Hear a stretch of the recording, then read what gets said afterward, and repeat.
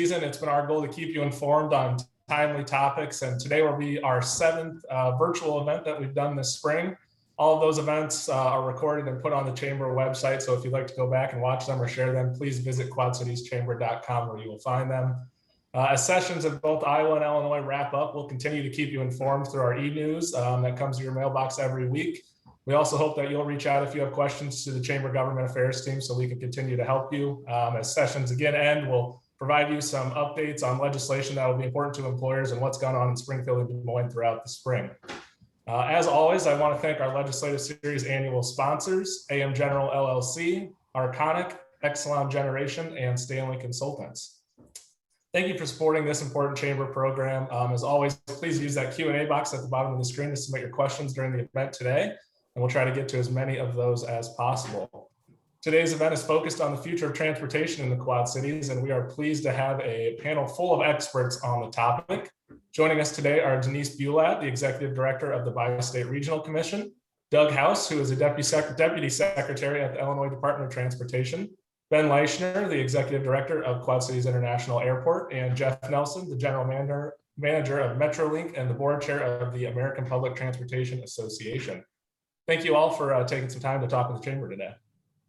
Thank you. Thank you. I want to start with what kind of brought transportation back to the forefront of policy discussions. A few weeks ago, President Biden outlined his American Jobs Plan proposal. Among other items, it proposes significant funding for transportation and infrastructure initiatives. According to the White House, that includes investments in the nation's roads, bridges, rails, ports, airports, and transit systems. So I'm hoping each of you might be able to just briefly speak about what your position kind of entails and what you think a federal infrastructure and transportation package might mean to the Quad Cities. So I'm just going to start with what my screen looks like. Mr. House, if you wouldn't mind kicking us off and maybe introducing yourself a little for the crowd. Thank you. I'm Doug House. I am from the Quad Cities. I live in Rock Island. I'm renting a home down here to work in Springfield for the Department of Transportation. It's an exciting opportunity. I wanted to be here. I've been here a little over 2 years now. Actively wanted to come here because of the excitement behind the governor's Rebuild Illinois plan. He passed that with bipartisan support, wide support, and it's over $40 billion with 33.2 billion of that set aside specifically for transportation.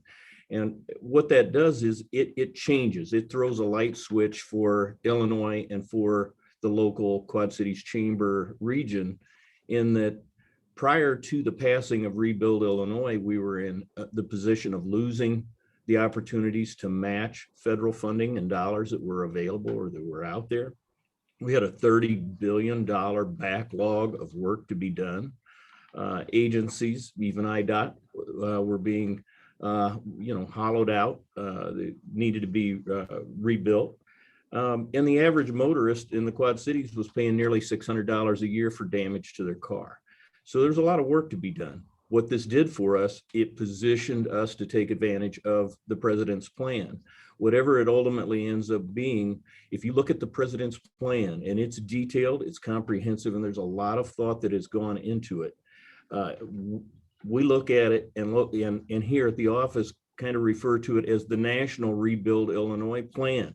Everything that we have done has positioned us uniquely to take full advantage of whatever comes from the president's desk or from their efforts with the Congress. We're seeing results of it every day right now, working with the Illinois delegation of the federal, of our congressional members and our US senators, preparing with them lists and projects and justifications and gaps within, because no matter how big Rebuild Illinois would have been, it could never have been enough. The need is great. And so we're looking forward to working closely with our federal partners to take advantage of that. There are a lot of great things ahead for us because of it. Great, thank you so much. I'm gonna go to Ben next, please. Thanks, Jake. And start off by thanking Doug for everything he's done for the Quad Cities and Quad Cities International Airport, his role as Deputy Secretary, because it is certainly a partnership. The airport relies largely on federal support for a lot of our capital investment historically. But the Rebuild Illinois capital investment is significant to Quad Cities and every region of the state. We're excited that hopefully within the next week, we'll be starting to see a notice of funding opportunity for $94 million being released specific to aviation, which Doug has been working. Doug, very, very much appreciate everything you do for the Quad Cities as well as the airport. But it's nice to actually see, because I just came back from some meetings with some federal policy leaders, and a lot of the discussion wasn't so much just whole around what the U.S. approach is to economic recovery. It actually included some of the Canadian approach. And so I start off by saying I so much appreciate our elected leaders, the value they place in transportation and tourism as a way to restart our economy. We're currently at a position where our 5-year CIP is hovering somewhere between 90 to $100 million of capital investment needed over the next 5 years. A lot of that we're looking to this Biden infrastructure plan, which when it was originally announced, kind of a little bit serendipitous in timing. The day before, we announced a large terminal modernization program that's on the horizon. That's anywhere from $30 to $40 million of required investment. Currently, airports stand at about $25 billion of funding, $10 billion of which is specific to terminal modernization and improvement, which is huge for the Quad Cities. Some of the back and forth that we obviously expect to see with a bill or investment of this magnitude is actually increasing the numbers for airports with increased investment. So certainly airports are, we're the gateway to the community. We're an economic engine. We've got on airport property alone, almost 1,400 employees that come to work every day. Those aren't authority employees. Those are tenants that we bring to the airport that lots of times come to the community because of the airport and their access to other sectors of commerce. And so we're excited to partner with the state. We've been making amazing headway this last year where, credit to Doug and his team, past administrations have struggled with their engagement with airports specifically in the state. And I think I'm very optimistic of bringing the General Assembly, IDOT, and airports together to see an improved state aviation program. Great, thank you, Ben. Denise, I'll go to you, and then Jeff, I'll let you wrap us up. Thank you. Bi-State Regional Commission is a consortium of local governments, and we're charged with doing the transportation planning mostly for roads, transit, and trails in the area. So any project that's going to receive federal or state dollars must be listed in our transportation long-range plan and our shorter term plan called the Transportation Improvement Program. So we too have a role in identifying priorities that all of our local governments and our private sector partners can gather around and support. An example of that, of course, is the I-74 bridge, which we identified as a priority in 1998. Our organization identified that as a priority, and the Departments of Transportation, and thank you, Illinois Department of Transportation, participated in making and implementing that project. So, and we have, as an organization, helped to coordinate the communications when earmarks existed to receive dollars to get that project going. And we received over $88 million.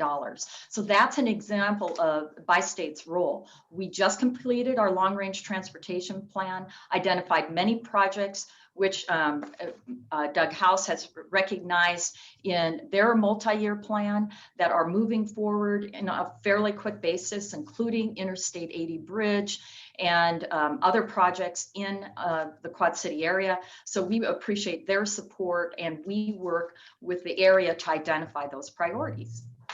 Great, thank you. Well, thank you for the invitation, Jake, and I think it's a great opportunity really to get the community engaged in what's happening around us. Obviously, we got a great team on the podium here with us today.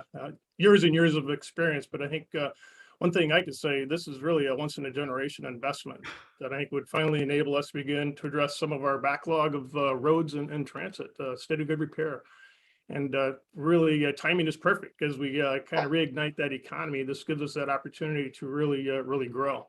And uniquely, this is going to be a community-led initiative. As Ben pointed out and as Denise pointed out, this is a grassroots opportunity. And uniquely, I was invited to a briefing about 3 weeks ago before the president announced it. It was the modal heads talking about the plan, and more importantly, they're asking what was short in the plan. I said, uniquely in my 38 years of being in the community and being in transit, that we've never been asked by the leadership in Washington what was missing. We traditionally have them do the work and they give it back to us, but they truly are focused on making this really a grassroots thing. And I think the key things, the key takeaways, they want to reinvest in America. This is a jobs bill. It's looked at really addressing some of the longstanding racial injustices in our community, and more importantly, advancing the clean water, broadband, rural America investment. I think this is just a unique opportunity, and it's really a trifecta too, because I don't want to jump too far ahead, but not only are we looking at this bill, but DeFazio in the House is presenting reauthorization. Reauthorization, the federal transportation bill was kicked down the road last year.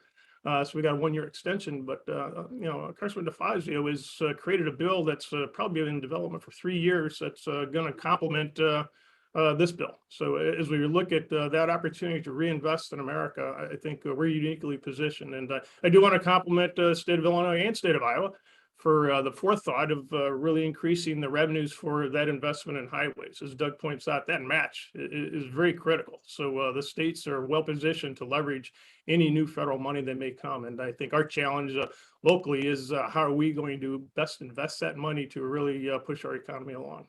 Great.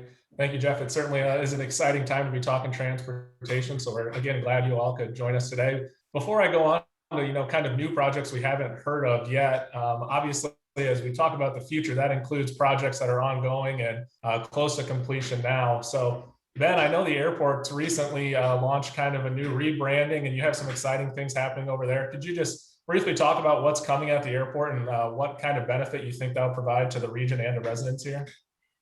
Absolutely.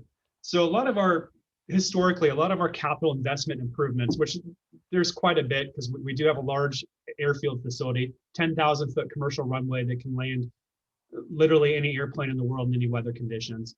And that does have a lot of cost and upkeep and maintenance. And we'll spend anywhere from $3 to $5 million a year maintaining and improving those surfaces.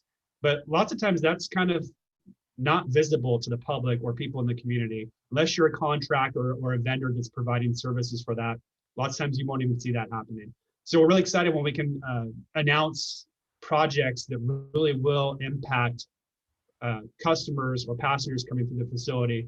And the big one behind that was it started with a rebranding initiative as Quad Cities International Airport to align with really the Quad Cities as a region that we serve, to align with some of our corporate partners and really to start fresh. It's a new era of travel, new era for the Quad Cities. And so that comes with a new look and feel.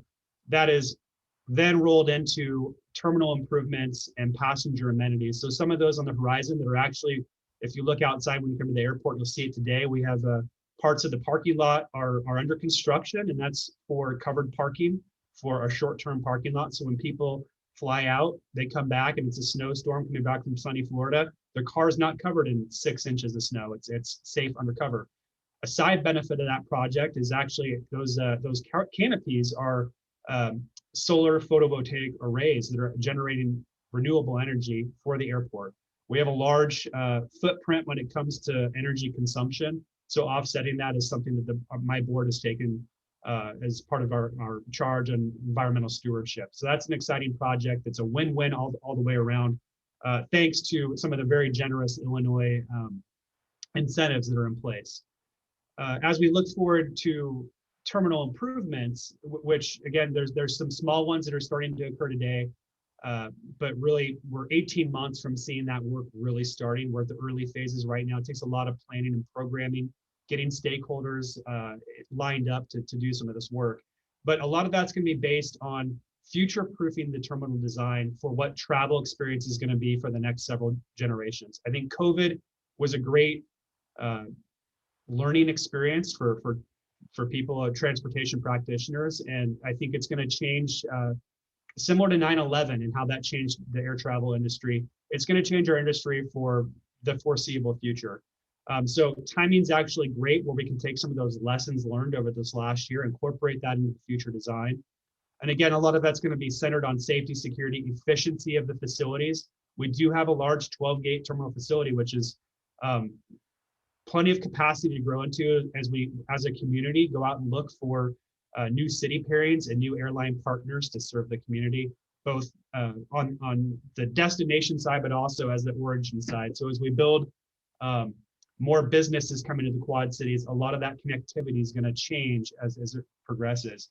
So those are probably the most exciting and impactful. We're very early on. We're going to do a very collaborative process as we develop and define what the improvements are going to be. But it's going to, one of the things I've constantly talked to is there's two sides of the airports. When you arrive on an interplay for the first time and come to the Quad Cities, that's the most modern part of the terminal. It's 20 years old. It looks and feels like an airport. But there's also the community facing side, which is the ticketing. And when you pull up, where Jeff's buses pull up with a regular service, it doesn't feel much like an airport. We've got the nice signage and wayfinding, but we need to kind of catch up with the times and have a more modern experience. And in that comes a better safety, better security, and a lot of efficiency. So it's not just a look good and feel good. There is some pride of ownership in it, but it's really about lowering our cost of ownership as well. Great. Thank you for that update on the airport. And I know Quad Citizens have been watching that as that's come out recently. One of the other projects that all of us have been watching is the I-74 bridge and the I-74 corridor. Really, we've gotten a couple questions already. They've thrown them to Doug and Denise, so I'll let you guys answer this. Is what's the status of the last link of the I-74 rebuild in the Quad Cities? And specifically, if you could talk about the John Deere intersection part of that as well, that would be great. Doug, do you want to go first, or do you want me to? I appreciate it, Denise. I will. Okay. You know, these are issues that Denise has done a great job, and Bi-State has provided a lot of leadership on in their studies and their planning and working with local officials to help advance these projects along. I-74 bridge itself, I've been out there at most of the key milestones that have taken place, including when concrete was being poured into the river to have the bridge rise up out of the river and the piers that would support it, including the topping out of the first section and walking the deck when it was completed. And so it's exciting. There's a lot of local pride in it. And you know, these things don't happen overnight, as Denise talked about. It's taken, you know, several decades here, literally. And she told me recently the 1994 bridge studies actually started. So this corridor is really important. So what you're going to see over the coming weeks and months, this second span is going to be finishing. Some of the ramp work will be completed over the summer, and so you'll see more access into the downtown areas on the Illinois side of the river. I know that's been looked forward to because currently the way things are, and as the construction has progressed, people aren't able to access that as easily as they would like to and have had to navigate some of the construction. But it's a momentary inconvenience for a very long-term gain here. There's going to be a great deal of excitement and energy around the opening of this and development around it once it's completed. As you travel on down I-74, it's impossible to notice that not only is the bridge now this beautiful corridor, or created this great gateway into both of our states, but as you proceed south on 74, you quickly run out of the new construction and you enter the old portion of I-74. So I-74 and John Deere Road interchange is very exciting. There is not currently the first phase has been started and completed, but there has not been money for design set aside yet or the construction. But this is something that both Denise and the other people on the call, as well as chamber leadership, have kept on the front burner for us. I mean, we realize it's a local priority. It is for us too, in a lot of regards, because if you think about this, it completes two corridors. It completes I-74 for us, and it completes a Route 5 John Deere Road meeting there. And so this would really be something to accomplish to finish that. So we are looking at that, and it is on the front burner. So you have anything to add, Denise? Yeah, I would just say on the John Deere Road project, when that interchange is constructed, it will really be meaningful because it'll be multimodal. It'll actually provide for pedestrian access across I-74. And the city of Moline is looking anxiously to that because they really want to make 19th Street a multimodal corridor, very accessible for pedestrians, bicycles, and the like. So we're really excited about that. I think everyone knows that the goal is that the eastbound bridge will be completed by the end of this year. And with that goal includes the trail. The trail on the side, the goal is that it will also be completed by the end of this year. So that's pretty exciting because that's one of the things we at Bi-State receive questions about all the time is when is that trail going to be done? And it's expected to be done at about the same time as the eastbound bridge. And it'll be interesting because I walk and I bike and all of that. It's going to be pretty long because it'll have to meet American with Disability Act requirements as the letdown structures occur that then join back up with our riverfront trails. But it's a very exciting project. We're very, very pleased with the support from Illinois DOT and Iowa DOT and the whole community. And it's a once in a lifetime thing. And it's very, very heartening to watch. Absolutely. Jeff, I'd love to get your perspective too. I mean, I know MetroLINK has won national awards for what they've done with the electric bus fleet. Is there anything that's coming from MetroLINK? Kind of what's your perspective as I-74 and these big changes are happening? Does that help MetroLINK? Are you guys planning for the future in a different way? Oh, heavens, yes. And I think, as Ben pointed out, the pandemic really gave us a pause to take a deeper look at what we do and how we do it. And I think we're uniquely positioned in the Quad Cities to really take advantage of that. I think in our region, the chamber, and I got to thank the chamber for always keeping this regional perspective, how we manage our community. And also point out that we're not in cylinders. So we work with Ben on a regular basis for access, and Denise on the planning side, and obviously Doug for more wisdom and guidance than anything. But I think this is our opportunity to really advance some racial equity in providing access to jobs and better transportation options to underserved areas on our region. I think we're working right now in expanding our microtransit service. It's more of a curb-to-curb service in select parts of our community. And we're looking for developing better input from our community leaders and, more importantly, the neighborhoods themselves. So we have some unique visions. Obviously, pandemic made it very clear that we have a lot of essential workers. Even though our ridership was impacted, we still had half our ridership riding every day with the schools and the rest closed down. And they're essential workers. They were all providing that base need for our community to survive. That was very surprising to us to see the dedication in our community to continue to work through the pandemic. And we were very pleased to play a key role in providing access to those jobs. I think but also pointed out that we really need to leverage that opportunity better. Technology is incredible now, and we truly are going to leverage that technology in a robust system. If you're not in the palm of your hand, you're not relevant. We are now able to be in the palm of your hand. You can see where your bus is in a matter of seconds as you log on, and also do that trip planning, and it's universal. We didn't do it exclusively for the Illinois side. That trip planning is a quad city-wide initiative. But I think we really need to take pause and understand where those jobs are and how we provide better access. We have some challenges in our communities, and I think transportation, more specific, all modes, can help bridge some of those gaps. And I think it also can create opportunities galore for jobs. And as Doug pointed out, these are training jobs too. We have a lot of young people that are trying to step in, and if we have an infrastructure plan of this magnitude, that's going to take a lot of people to accomplish that goal, and that's all local.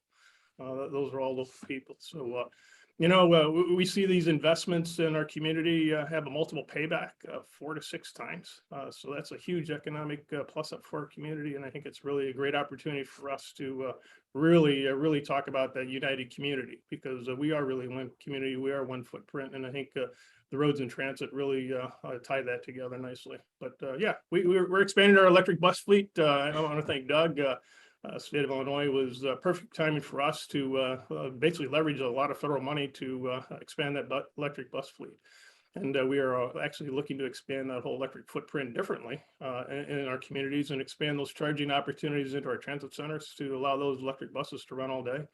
And if we're going to bring that infrastructure in our downtowns. We also want to leverage that into bringing more electric charging opportunities into our downtown communities. So we think this is a great opportunity to partner with our communities, partner with Ben out at the airport, and really provide the EV infrastructure as the plan on the national level is to push us that direction. And if you take that compass and look at that charge distance, we are that perfect distance from Chicago, Des Moines, Minneapolis, St. Louis. So I think we could really take an economic advantage of being that charge city. Sure. And, as we talk about kind of where the Quad Cities lies, part of the president's plan in the discussion in Washington is revolved around reliable passenger rail service. That's obviously not a new topic for our audience today. It's something that's been talked about in the Quad Cities for a long time. The chambers continue to advocate for that passenger rail finally being completed. We just saw some news come out yesterday. We've gotten quite a few questions already in the chat about this. So Doug, I know IDOT is part of this. I know IDOT and the Iowa Interstate Railroad are continuing negotiations. Is there an update you can provide on when the completion of those upgrades to the tracks could be done, or really anything you can speak to as those negotiations continue? I'll speak to what I can, Jake. And, it's something that we need to do is to take some pause and appreciate where we're at. Our statement, it stands. Sometimes statements from agencies or officials can appear to be a little bit dry. Our most recent statement was that IDOT continues to negotiate in good faith with the hope that we can reach an agreement this year, that we're very optimistic. Once an agreement's reached, we anticipate a public meeting that shares these details with the public. I mean, that's the dry version of it. I'll give you as much excitement or as I can about it. And we need to remember that first, this is a negotiation or discussion being had between a government agency in the state, along with a private government or a private entity. So this company owns the rail. And so there's an ongoing discussion, and we have different goals, different objectives in terms of our interests. We want to provide a safe, quality rail service to the Quad Cities, and they have interests that they're trying to address. And these discussions are going on, and they're occurring. When you don't hear about them, it's important that you know that in the absence of hearing anything doesn't mean that nothing is going on. There's a great deal of work going on behind the scenes, and these discussions are continuing and being fruitful. Getting into the weeds on them or talking about specifics won't further those discussions in any way. There is no benefit to advancing the rail or pushing the rail forward or trying to do anything. This is a natural portion or process of the project itself.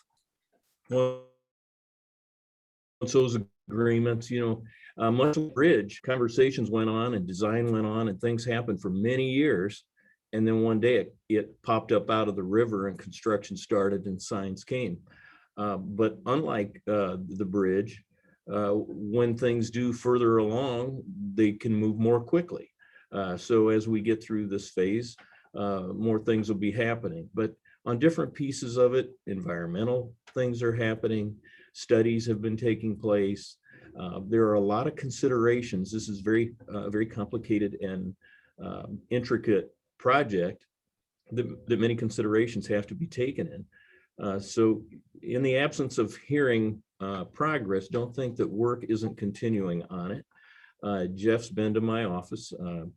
I have a large photo of the Rock River, the Mississippi River and the Centennial Bridge in Davenport in the Quad Cities, and a picture of an Amtrak train in my office. So, this is something that I know is very important to you there, and the governor does. And he's demonstrated that in Rebuild Illinois by setting aside $225 million towards it. So uniquely, we have the governor supporting this. We now have a president and a secretary of transportation at the national level who have outlined their support of this very line going on to Iowa City, which, if that were to come to fruition, certainly benefits the portion from Chicago to the Quad Cities. So this being a bi-state chamber, certainly advocating for these projects at a federal level with your officials and local levels with your officials, very beneficial. But we are committed at IDOT, as is the governor and the legislature through their bipartisan support of the Rebuild Illinois program, to see that this comes to fruition. So I hope that's about the extent of what I can share with you today. We look forward to continuing our discussions. They're ongoing, and resolving those agreements so that we can move the project forward.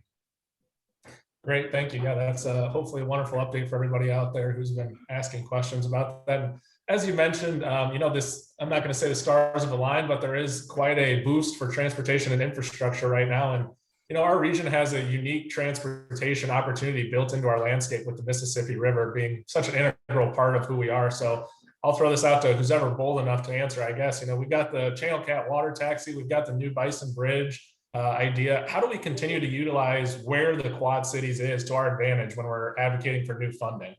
I'd like to mention one thing that we haven't discussed today, because it's not really part of a typical Transportation Act reauthorization. It's usually part of WRDA, which is the Water Resources Development Act.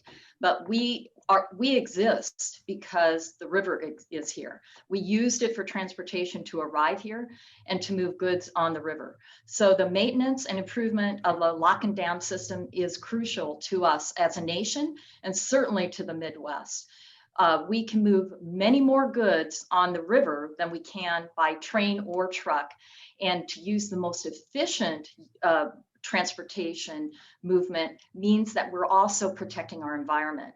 So I think one thing that we'll want to back, and that we're hearing from Washington, is that support for infrastructure. Well, we want lock and dam infrastructure and our navigation system to also have a huge investment. We haven't seen investment in our lock and dam system for many, many years. Maintenance, some, but not true investment, and we want to see that happen. So that's one thing that I would say, that we are unique. We are on the Mississippi River. I consider us the crossroads of the Mississippi River.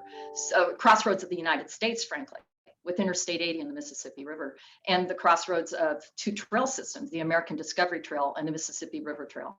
So we are truly unique, and we need to continue to advocate for that investment.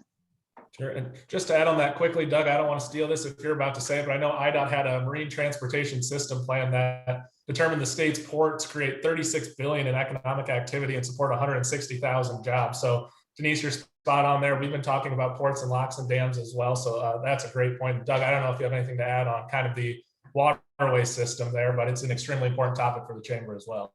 Well, the Rebuild Illinois plan wasn't just historic in its size. It was historic in that it was the first truly multimodal program that was put forward. It does include funding for the ports. What that's allowed us to do across the board, and we're going to get into this maybe just a little bit more as we go, but there's 3 studies that this Rebuild Illinois program has allowed for.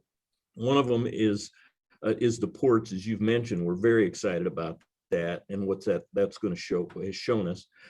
We're also doing one with Ben right now, working statewide, utilizing his leadership statewide in his efforts, but we're doing an airport study to determine the needs and what we should be working on there to better help them. And this doesn't just help the state know how to use our resources, but it helps the local airports to plan for the future, and it provides information and data for them to help them apply at a federal level, and helps us assist them in that effort. But also there's a third study that includes EV recharging infrastructure for the entire state. That's a big component, clean energy is, of the president's bill. And these 3 studies uniquely position Illinois. These will be fresh studies that will help us take advantage of those federal programs when they come online. Ben, I guess as we talk about kind of where the Quad Cities is geographically, we've had some questions too about where the airport's at on restoring previous service that might have been canceled or postponed due to COVID, and if there's anything else new on the horizon from, I guess, new routes or new service out of the QC airport. It's a great question. And certainly this last year was a bit of a shakeup for our continuing planning when it comes to air service development for the community.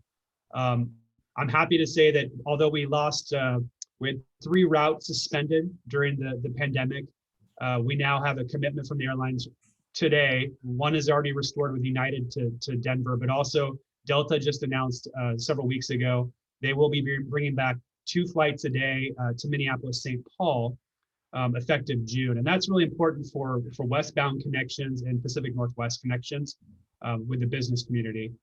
The one remaining route that has not been restored yet is actually Detroit, daily service to Detroit that in discussions with Delta today, they're prioritizing some of their other hubs, transcontinental connections, before they return service back to Detroit. But we are anticipating that service will come back. We were focusing on several opportunities for the community where it seemed like they were good city pairs. I think we've talked about, it's no secret, we were talking to American about Charlotte service and what that would do with their strategic alliance with One World Alliance, and a lot of loyal business travelers. But there's also some new airlines that have been starting up that have been starting to get some attention with Breeze and Avelo and different concepts. And I think now's an interesting time for the airline industry, just that the traditional model no longer works. And so even legacy carriers like Delta, United, and American, they're starting to change their focus on other things, more focused on leisure during this recovery.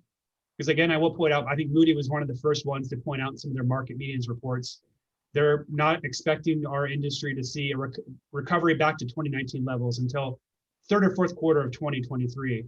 Well, Fitch has also come out and they said, we think it's going to be 2023 to 2025 before we get back to that, what we're calling a baseline of 2019. Our goal locally has been to beat that average. And we've been able to maintain that so far. A lot of that's through continued discussion with the airlines. We're trying to kind of broaden the bench. We've brought in some industry experts to help us identify opportunities. We're a little bit pinched and unique compared to other markets where we've got both ends of the spectrum. A very conservative approach when it comes to safety and the response to the pandemic on the Illinois side, where we're still coming out of these stepped phases. And then the Iowa approach, which was more aggressive, hey, we need to keep things rolling. We're in the middle. We are an Illinois airport. Federally, their TSA came out and the FAA, where they said, hey, there's a federal mask mandate for all airports, anywhere inside the airport. The airlines have been very conservative in their approach. There's been a lot of investment with the Harvard study to identify how safe is air travel. And they came back with some amazing numbers where traveling an airplane, because of all the factors that go into it, to mitigate the proximity of people sitting next to each other, it's actually safer than going to most supermarkets or things that you do in your everyday life. So that helps, I think, spur some travel, but certainly some of the travel restrictions, state by state, county by county, have been a little bit of an impediment to that recovery. We just recently announced, there were some press releases this week, that March was our strongest month since the pandemic began. But that being said, we're still 46% down from what we saw in March of 2019. So there's a long road ahead. I wish I had a crystal ball to say, this is where we're going to be a year from now. But honestly, I can't even tell you a month from now what it's going to look like. And that's some of the volatility within the industry. But that's because airlines, the traditional models no longer work. And so they're literally going to the drawing board and trying to find what's a way to turn a profit. And airlines are still hurt from this, even though Congress has certainly seen the value in tourism and transportation when it comes to a strong recovery by our economy. There's still a long path ahead. Absolutely. Jeff, I'll kind of close this topic by just asking you, obviously, your new role is more of on a national level. Are there things that Quad citizens should know about, or leaders here? What should we be advocating for? What's next for the Quad Cities, or what do you kind of see on the horizon that might be a national trend that we can adopt here locally? Well, I think as Ben pointed out, our world has new expectations, from the cleanliness of our facilities, the cleanliness of our fleets, and really the protocols that we have in place now. And as I tell people, those aren't temporary. I think those are long-term, and those are now expectations not only for our customers, but it's also for our workers. So I think as we shift into this new world, I think the whole social relationship is a key one. And I think also we got to understand the Washington agenda. And if we want to embrace it or not embrace it, it's going to be moving. And I think a community on the forefront will try to embrace the pieces that work for them. As Doug points out, the whole EV study that the state of Illinois is doing, and we're going to support that. I think that broader question in society right now is that whole social equity. And communities really need to think hard on how they're going to address some of the challenges that our communities are facing. And I think one of the things that keeps surfacing back is access, community access. How do we get around our community? Obviously, it's, as Denise points out, it's bike trails, it's sidewalks, it's transit. And I think in a collective effort, we have to be truly more focused on how we're going to manage that entire footprint in our community. And there should be no barriers. And we truly think this is a community that can be on the forefront of really that solid access opportunity. And I think we also got to understand it's no longer modal cylinders. I think I mentioned that. They are truly looking for cooperative endeavors. We've worked with Ben on many projects. We work with the highway side on many projects. And I think people now have to understand it's just not one mode that's going to be leading the recovery. I think it's going to be a collective effort that's going to push that forward. And I think the other thing is Denise is right. You know, in the backdrop of your head right there, Jake, is that river. And that should really be one of our points of building around. And I know our communities have worked hard on that. They all have different plans and modernizing those plans. You know, Moline just finished one, Think Big. But again, as I say, we have a unique opportunity. If these infrastructure bills pass, this is our opportunity to hopefully get a shovel in the ground to make a physical difference in our community. I think I saw one of the chat questions come up. What does this mean? I think it means a lot, and I think the word of earmark got tainted back in the 80s, early 90s. Earmark is no longer should be tainted. I think what we see is really that member initiative is at grassroots, coming back and helping our communities achieve their goal. And if we can leverage those federal dollars with our state dollars and our local dollars, that's the ultimate goal. And I think we have some great examples on those leverages. And I think we're well positioned to really take advantage of these bills if they do pass and when they do pass.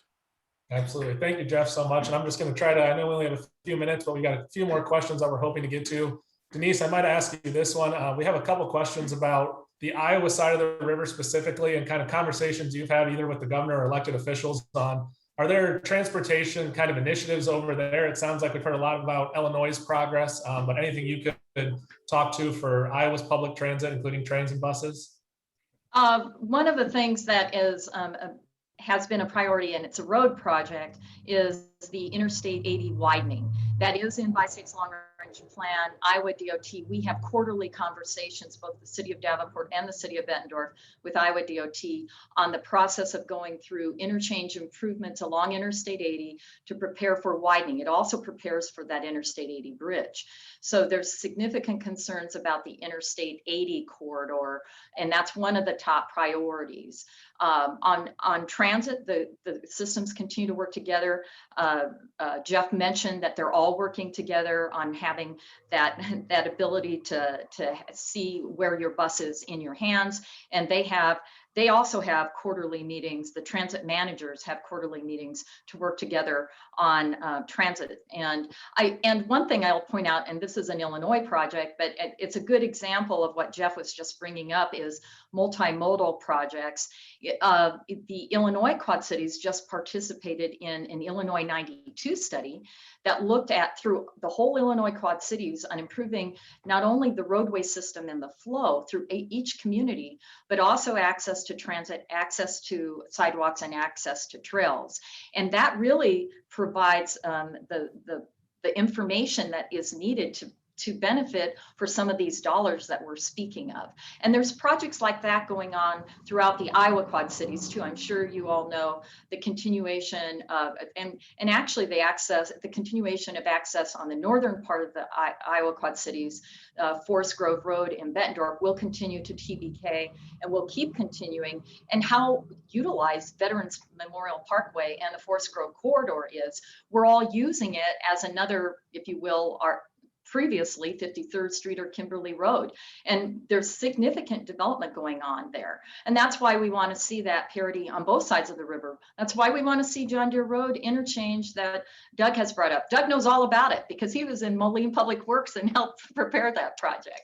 So there's projects throughout, and our long range plan is literally on Bi-State's front page of our website at bystateonline.org. It's right at the top. So if you want to look at our Metropolitan Planning Organization module, you can click on the long range plan and you can see the whole list of projects, millions and millions, hundreds of millions of dollars of investment throughout the next 25 years.